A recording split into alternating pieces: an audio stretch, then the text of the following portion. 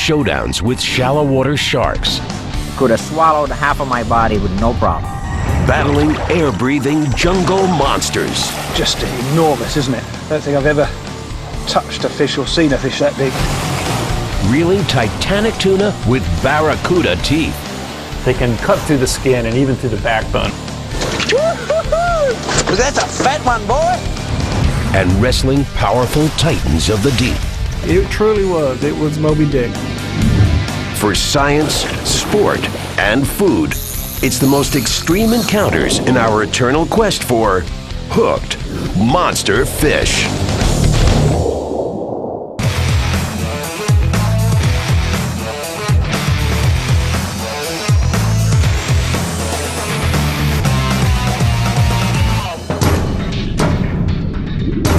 Colossal underwater Goliath. They grow to fantastic size and swim with astounding speed. When these leviathans move in, other fish move away. And just when we think we've seen the biggest there is, another monster fish blows it out of the water. To those who encounter them face to face, they are extraordinary, the ultimate challenges of man versus beast.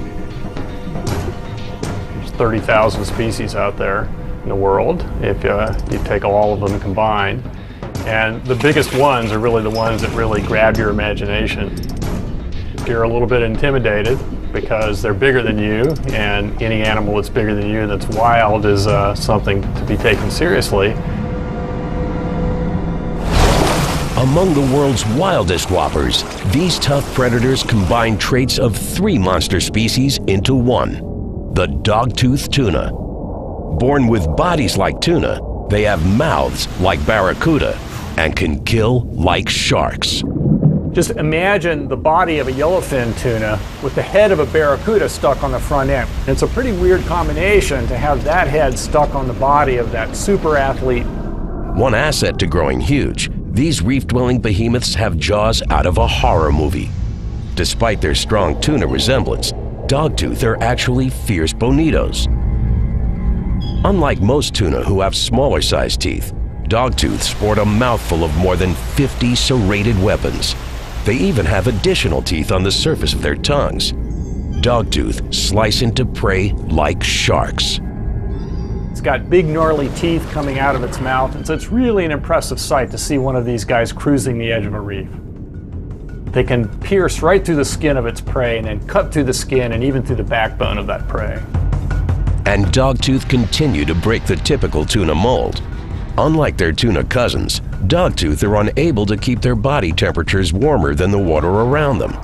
As a result, they keep to tropical regions. But these cold-blooded fish are no pushovers. Unlike many tuna who swim in protective schools and avoid apex predators, these lone hunters will actually swim with sharks. They're able to move incredibly fast when they need to. And so they sort of are able to feed a niche that's just a little bit different from the ones that reef sharks use. Experienced anglers know dogtooth may be easy to meet in shallow waters, but their super size and terrorizing teeth make them one of the toughest fish to conquer. The dogtooth fights deep and hard. You know, it's a completely different style of fishing, physically more demanding. October 25, 2007, the Coral Sea near Australia. New Zealand boat builder Brian Harkin is on a 4-day expedition testing out a new advanced technology fishing boat. It's his first ever mission hunting dogtooth tuna. Joining Brian are some fishing buddies and a favorite guide, New Zealand fishing celebrity Matt Watson, who's filming the trip for a local broadcast. We there!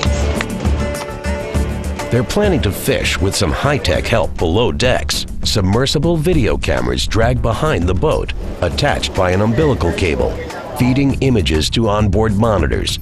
The cameras signal when a monster's approaching. Not only can we catch some big dogtooth tuna on rod and reel, but we can catch them on film.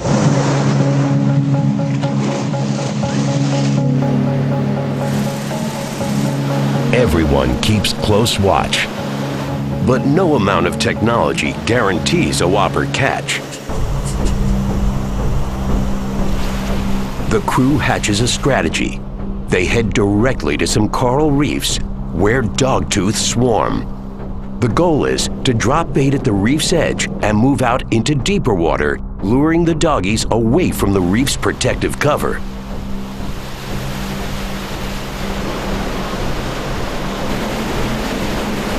But after 3 frustrating days, they've yet to land a Goliath.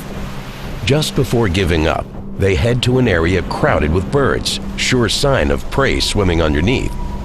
Brian takes a last try, hoping for a monster. There was a lot of anticipation passing through that reef, just the bird life, knowing that the fish were there. It was on. Suddenly, there's a yell from Matt. Cameras show 2 giant dogtooth rocketing toward the bait, cutting through the water like torpedoes. Yeah, on the left, a big one on the left. Okay, coming on the right and on the left. Okay, there's still a fish on the right. They've got a big tail, and when they dig it in, it's like a big propeller. It just develops a lot of thrust. The water erupts as the 2 frenzied fish chomp onto the bait. He's on the right. Yeah, he's got it. He's got it. Oh! They take off at a sprint.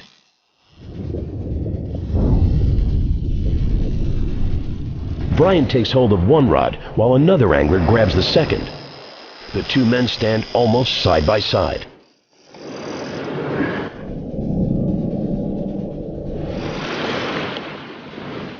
Brian's got to keep his line taut, keeping the fish from shaking the hook.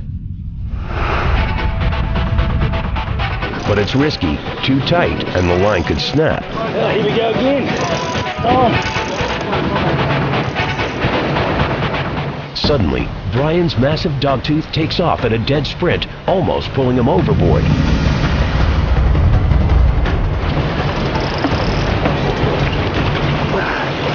At the same moment, the other angler's line goes slack. With a pull, he reels in half a fish.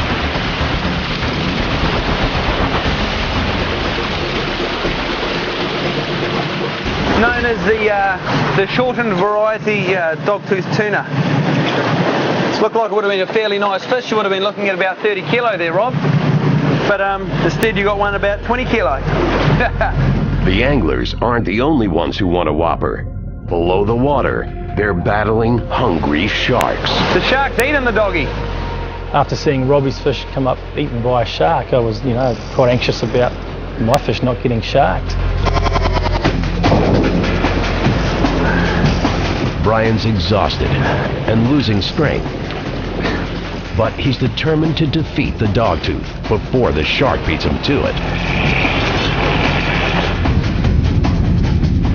With a back-breaking pull, Brian gets the monster fish to the boat at last.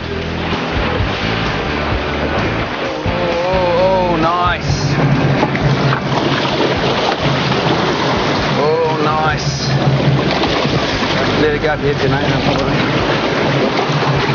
In the mouth there, mate. Sweet, got him. Yeah. Woohoo! Woohoo! That's a fat one, boy. It's a Goliath. That's a fat sucker, man. That's a beast. Brian catches his breath as the crew struggles to haul the mammoth beast on board.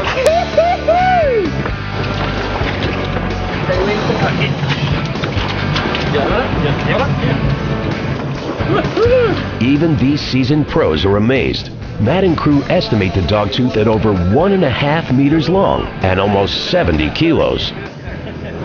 That is a beast. Look at that. Oh, go on, give it a kiss, Brian. Give it a kiss. Oh, there you go. But the battle isn't over.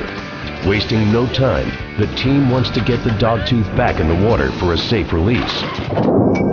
But there's a problem. The fish's swim bladder, an air-filled internal organ that regulates buoyancy, is overinflated. During the struggle to bring the fish to the surface, the sharp drop in pressure made the bladder expand. Now, with so much trapped oxygen, the dogtooth can't submerge. There's only one solution: emergency surgery. Matt hauls the fish back on board. Could be a problem with his swim bladder, and just in around about here. He cuts a small hole in the swim bladder to let air escape. If all goes well, the minor injury will heal, and the dogtooth can continue to thrive. We'll try and give him a shunt, eh? Okay, let's get ready. Ready? Probably ready, go. Success. Matt's on-the-spot surgery helps the whopper underwater.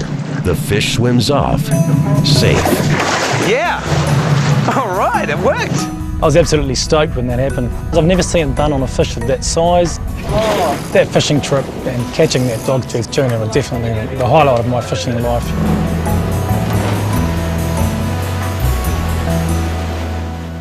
Fortunately for dogtooth species survival, their lone hunting instincts make them difficult to net in large numbers. This protects them from overfishing, but these toothsome predators face a different threat: their habitat. As sea temperatures rise, coral reefs, the dogtooth's fertile feeding grounds, are dying off in a dangerous phenomenon called coral bleaching. Coral bleaching is caused by subtle increases in water temperature that stress the coral and cause it to expel the algae that live in its tissue. And that stresses the animal and usually causes the coral to eventually die. Around the world, coral reefs are under constant assault, and reef poachers have turned to a dangerous and destructive fishing technique: blasting. Blast fishing uses crude explosives like dynamite to literally blast fish to the surface. Blasting brings in big hauls for struggling fishermen, but it decimates the habitat. Recently, governments have begun rallying to stop dynamite blasting and other damaging methods, bringing hope for the dogtooths and the coral reef's future.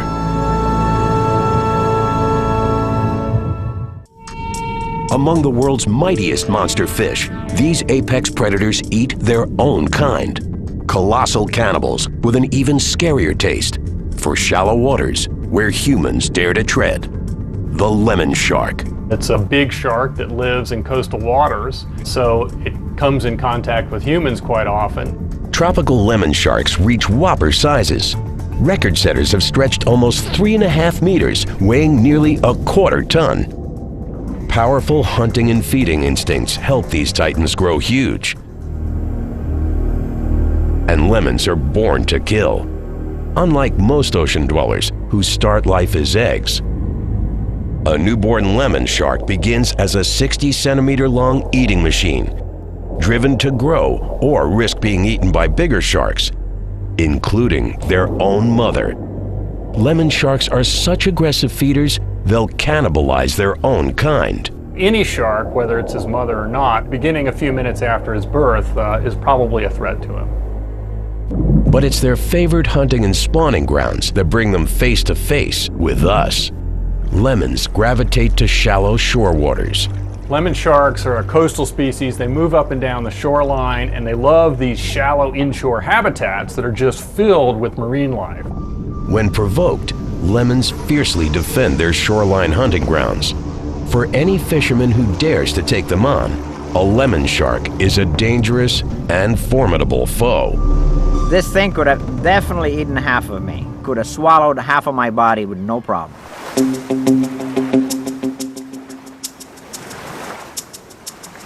March 7, 2006, the Atlantic Ocean off Key West, Florida. Experienced angler Martin Orostegui sets out with his longtime fishing guide, Captain Ralph Delph. Their goal? Land a Leviathan shark. But the two fishermen are committed to more than just a catch. They believe in the art of a safe release. Ralph's designed a unique onboard holding pen called a live well, built directly into the hull of his boat. The special well allows Martin to catch and carry a shark safely to shore while keeping it in the water. Once the sportsman registers his catch, he can release the animal back into the wild. We love to fish for them, but we release them alive. Coast Guard Regulation Orange. Martin has hundreds of world records under his belt, but today he wants to up the ante with a bold and risky strategy, using lightweight fly fishing gear to catch big sharks. Few anglers even attempt it. I fish with light line because I love the challenge.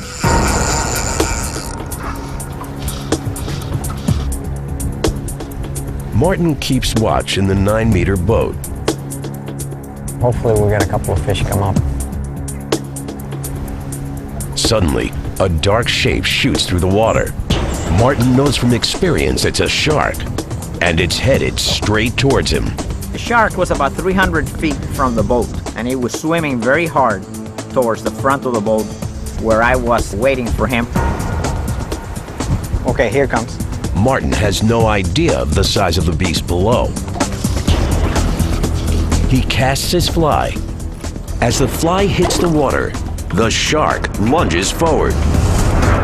The angler can't believe his eyes.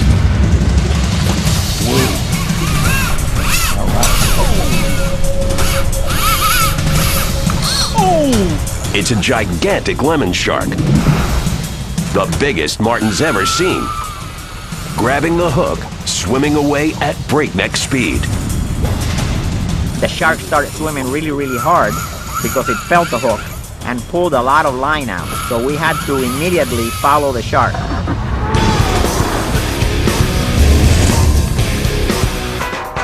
Martin struggles to keep the enormous predator hooked while Captain Ralph moves the boat for better leverage. But the longer the lemon stays hooked, the more the catch is in danger. In the battle of shark versus fly fishing line, a shark has a major advantage: its skin. The skin of the shark is like sandpaper. They rub against the monofilament line that you need for fly fishing. Many times what happens is the shark rubs the monofilament line and breaks it.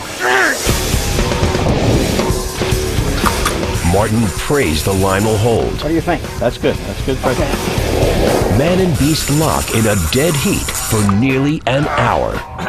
It was a very hard fight. The fish swam very, very fast and very hard. The angler's losing strength fast. He's worried he can't hold the catch much longer. But the whopper shark starts to tire. Yeah, turn around. Martin manages to reel it closer to the boat, where he sees the monster's true size. This thing could have definitely eaten half of me. The mouth of the shark could have swallowed half of my body with no problem. Now they've got a dangerous job, getting an agitated shark on board. Working fast, Martin and Captain Ralph lasso the lemon shark's tail. Got the tail rope, okay, hurry! The beast goes into a frenzy. The fish swung around 2 times. On the 3rd time, it actually did it very hard and attempted to attack the engine. With a final struggle, the men get the shark lashed to the boat. But the battle's far from over. It's too big to hoist. Unable to haul the Goliath up alone, the men call a nearby fishing boat for help. But even with assistance, manhandling a shark is high risk. It's dangerous because we have to grab the shark and pull him up where we are face to face with the animal. Up, guys, up. At last, they've got it. The men manage to pull in the lemon shark safely. But time is ticking. With the whopper shark in the boat's live holding well, the men race 32 kilometers back to shore to weigh it safely without causing it harm. It's coming. On shore, the stats are staggering. 2¼ meters long. An incredible 175 kilos, a world record, the largest fish caught on a fly fishing rod ever. Martin releases the mammoth record setter back into the ocean. Mission accomplished. We were able to catch a huge shark that was a world record and then release it alive. Releasing the fish alive was, in my opinion, the greatest of the accomplishments. But for biologists, studying wild giant fish like the lemon shark is an ongoing challenge. The bigger the fish, the tougher it is to keep the animals safe and healthy in captivity. With a normal fish, you bring them into the laboratory, you put them in an aquarium, and you can do all sorts of experimentation with them. How do you do that with a 12-foot-long fish? Ironically, the lemon shark's attraction to shallow waters may be one of its biggest conservation assets. Scientists are finding ways to study the lemon shark in its natural habitat. Bahamas Bimini Station is leading the way, practicing the art of shark corralling. They'll hold them in a big pen So they're actually in the ocean, but they're sort of isolated and not allowed to get back out into the wild.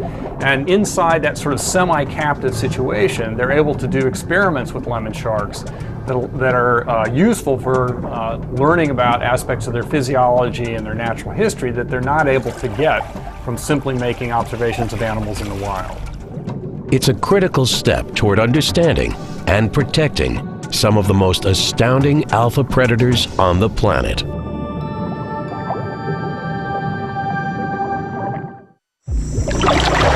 An air-breathing swamp monster, armored and dangerous. In the world of whoppers, these prehistoric predators get so big they can survive almost anything.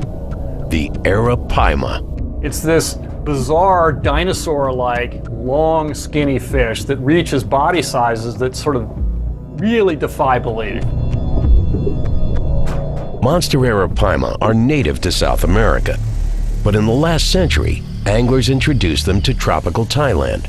Here, with no natural predators, they're eating their fill, growing from tiny to gargantuan, reaching nearly 2.5 meters long and weighing over 180 kilos. And there may not even be in Thailand any other animal that they're competing with that's anywhere near that sort of body size that they achieve. Arapaima boasts two major advantages to getting big. First, they're armor-plated behemoths, protected from predators with a suit of scales made from tough collagen and calcium. And second, this fighting fish breathes air, surfacing every 10 to 20 minutes using an air bladder that works like a lung. In droughts, when other fish die in oxygen-depleted waters, the arapaima can thrive in shallow swamps, breathing air from above. Surviving such extremes helps these monster fish keep growing from season to season.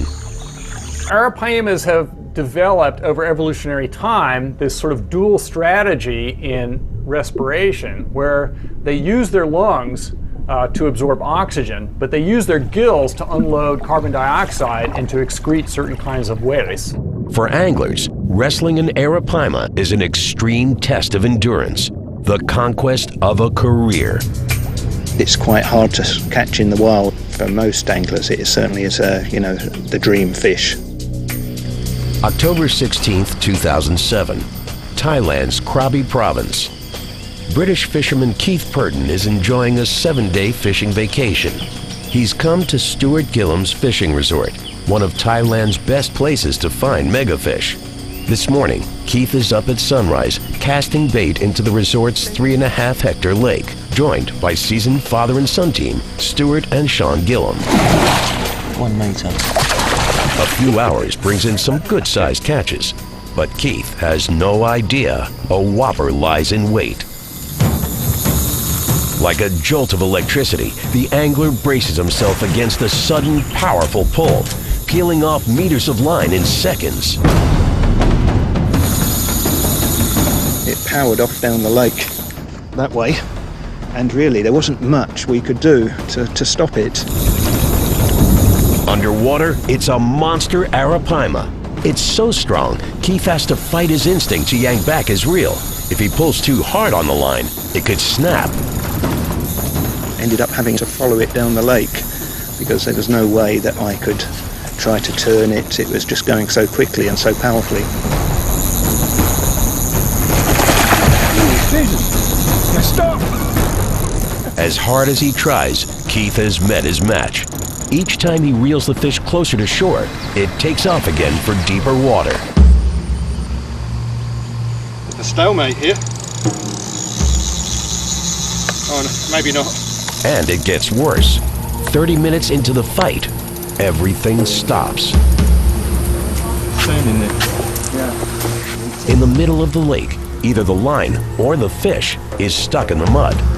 Keith worries the longer the air-breathing fish stays under, the greater its danger of suffocation. There's still something on there. Yeah. I think what he's done is gone down behind the back of the plane. We didn't want to kill the fish by it, entangling itself and getting stuck down there because they do have to come up for air. Fishing guide Sean Gillam takes charge. He jumps into the lake and heads out to the tangled brush, pulling up the line, hoping to free the fish by hand.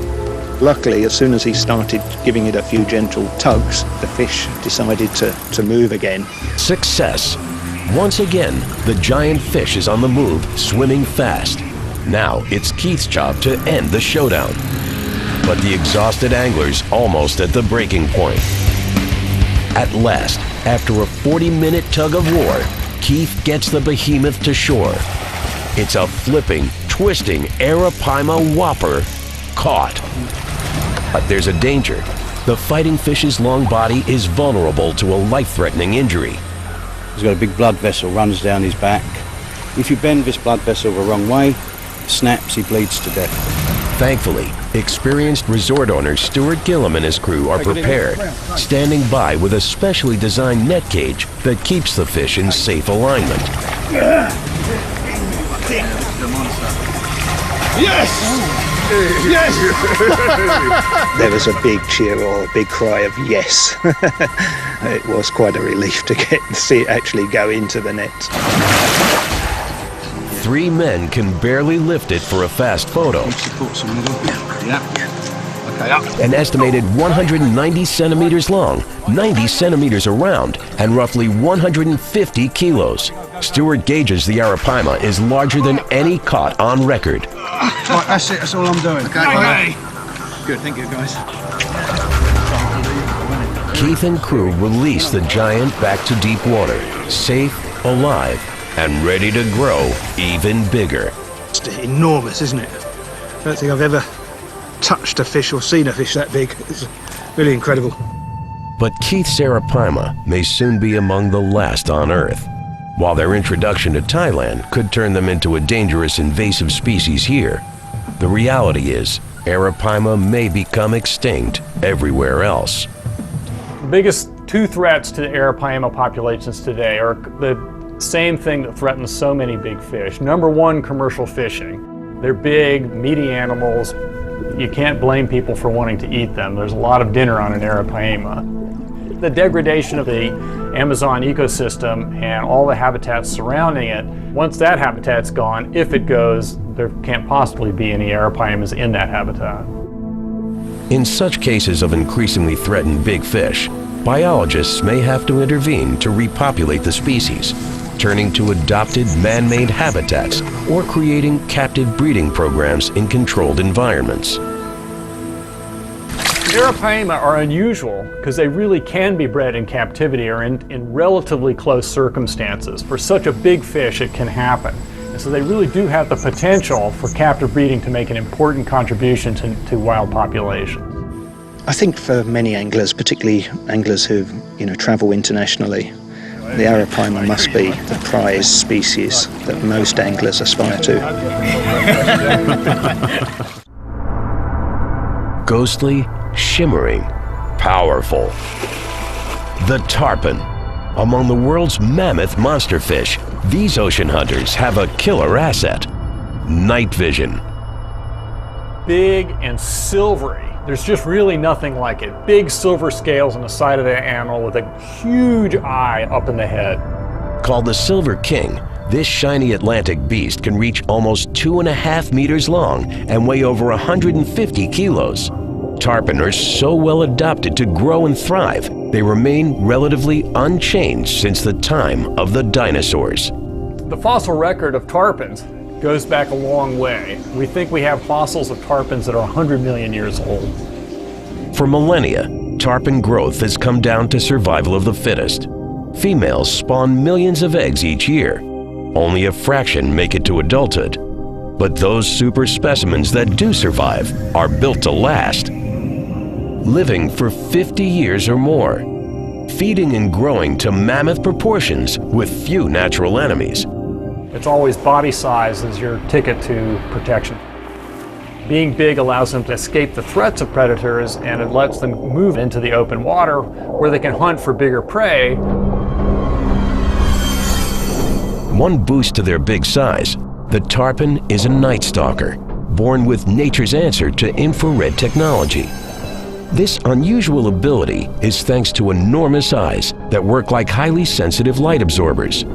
Giant lenses capture every luminescent particle in the water, maximizing reflections isolating moving shapes, helping tarpon home in on prey. In deep waters, it's a huge seeing and stalking advantage, allowing tarpon to snag fish other predators miss, ambushing a meal with ease. To fishermen, tarpon are extraordinary prize fighters, one of the ocean's toughest opponents.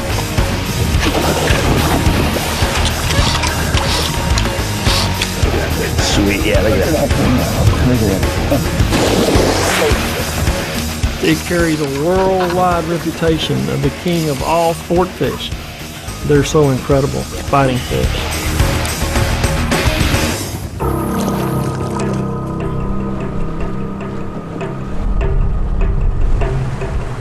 August 9th, 1992, the Gulf of Mexico near Galveston, Texas. Teenage angler Robert Lord Jr. is out with an afternoon fishing expedition. Their guide, Captain Mike Williams, one of the Gulf's most experienced tarpon fishermen. He knows the fish really well. He knows their patterns. He's a tarpon genius. The boat drifts offshore for 2 hours under the blistering Texas sun. Waiting for a bite, Robert works to remove a messy tangle from a fishing reel. Suddenly, a shimmering underwater surge shoots past the boat. It's huge. I thought this was, Jaws or something. In my 14-year-old brain, I was thinking, okay, this was a gigantic white flash. It seemed like it was as big as the boat. It must be a great white shark. I tell you, that's a big fish right there. Feeling a tug, Robert races to untangle the line. Got my fingers all intertwined in the fishing line, and if it starts pulling line off, it could have ripped off a finger. But before he gets far, the fish bites hard into the hook and tears off. Oh man, I got one! Just in time, Robert manages to free his hand. The line spools out quickly and cleanly. Get that rod down, let him go. But as the fish bucks and pulls, the young angler braces for the fight of his life. I was just, having a huge adrenaline rush, and my heart was just thumping.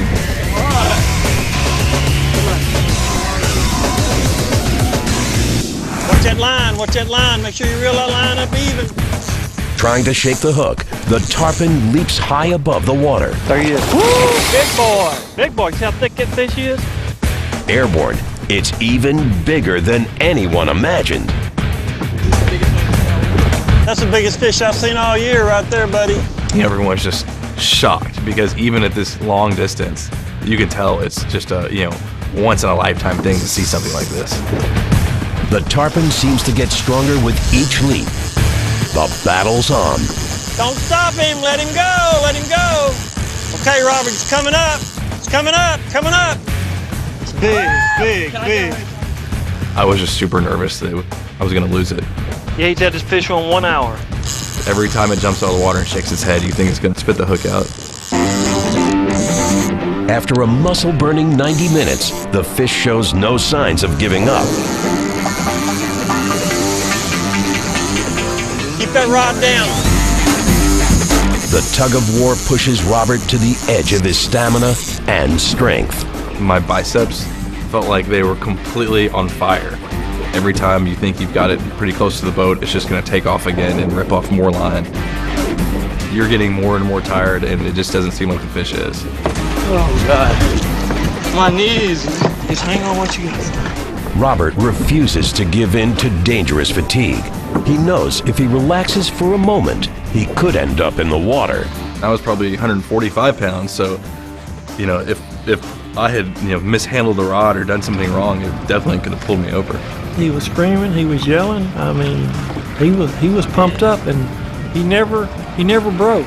The kid did an outstanding job fighting that fish, as good as any man I've ever had on my boat, professionals included. Take your time. You got him now. You got him. At last, the tired tarpon slows down. Working fast, Captain Mike maneuvers the boat to bring the fish alongside. Robert gives a massive pull. They've got it. The fishermen can't believe its size.